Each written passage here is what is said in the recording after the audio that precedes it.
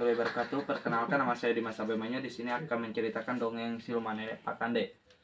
Alkisah di daerah Sulawesi Selatan ada sebuah negeri yang bernama Sopeng. Penduduk negeri itu senantiasa hidup tentram, damai, dan sejahtera. Mata pencahariannya adalah bertani. Setiap hari mereka bekerja di sawah.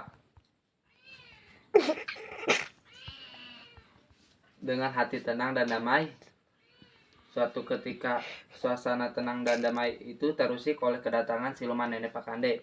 Ia datang untuk memangsa anak kecil yang akan dijadikan santapannya. Nenek Pakande sangat suka menyantap daging anak-anak. Pada suatu sore di saat hari mulai gelap, nenek Pakande melihat seorang anak kecil sedang asyik bermain di halaman rumahnya. Anak itu termasuk anak bandel, sudah dibilang berkali-kali dinasihati oleh orang tuanya agar segera masuk ke dalam rumahnya.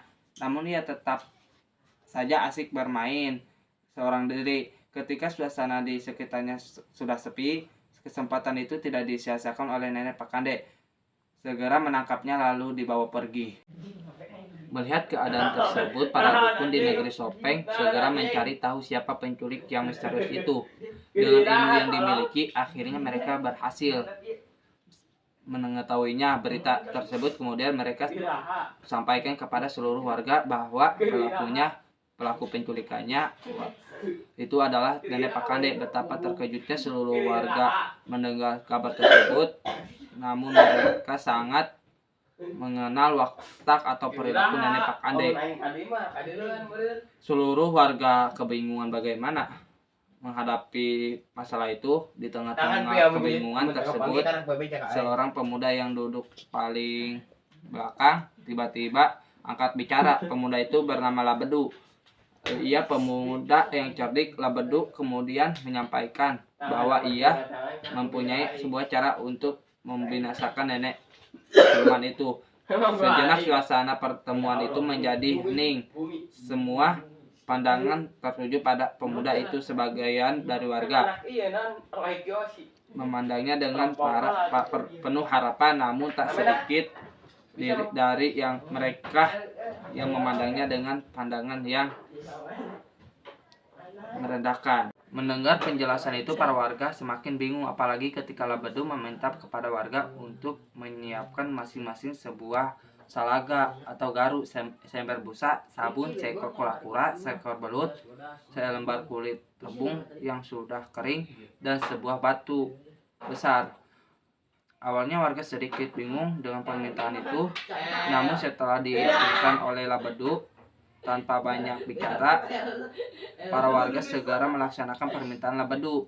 Ada yang pergi mencari belut di sawah, ada pula yang membuat salaga dan menyiapkan busa dan sabun, satu ember, sebuah batu besar, serta kulit rembung. Setelah memperoleh segala yang diperlukan, para warga segera membawanya ke rumah Labedu. Para warga kemudian mendesak Labedu untuk menjelaskan seluruh barang-barang yang dimintanya itu. Dengan menunjukkan benda-benda tersebut, nenek Pakande akan mengira itu semua adalah milik raja. Raja Bangkung Pitu Rapa Rawo Ale. Sementara itu kulit rembung yang bentuknya mirip trompet itu akan digunakan untuk menggelegarkan suaranya sehingga menyerupai suara raksasa. Itu adapun belut dan batu besar tersebut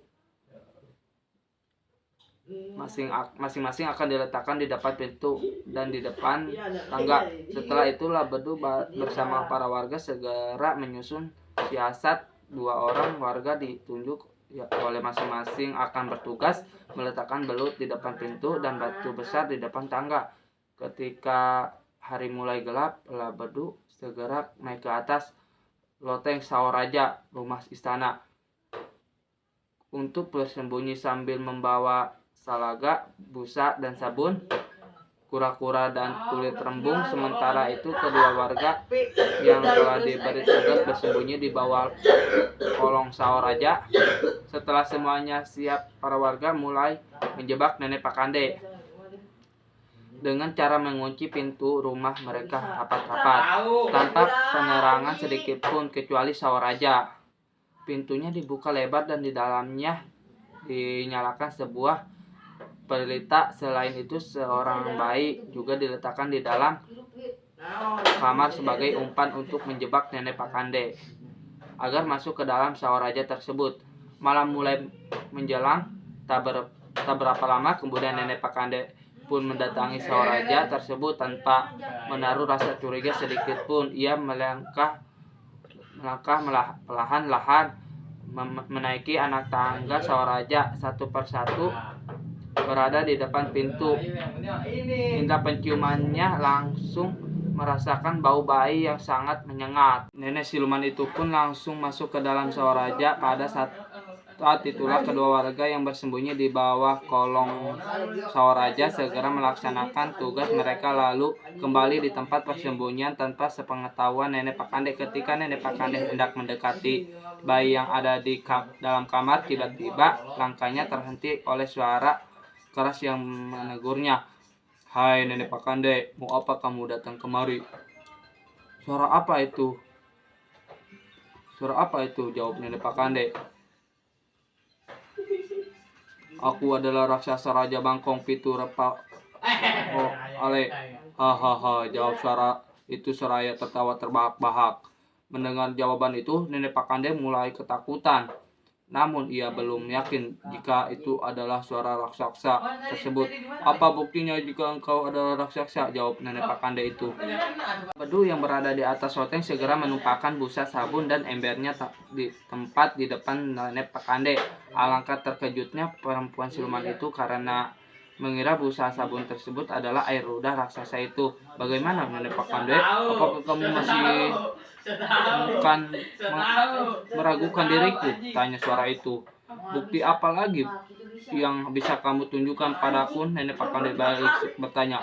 Mendengar pertanyaan itu, Bedu segera menjatuhkan sajaga dan kura-kuranya secara beruntun. Melihat kedua benda tersebut, nenek Pakande langsung lari tunggang langgang karena ketakutan. Ia mengira kedua benda tersebut adalah sisir dan kutu milik raksasa itu.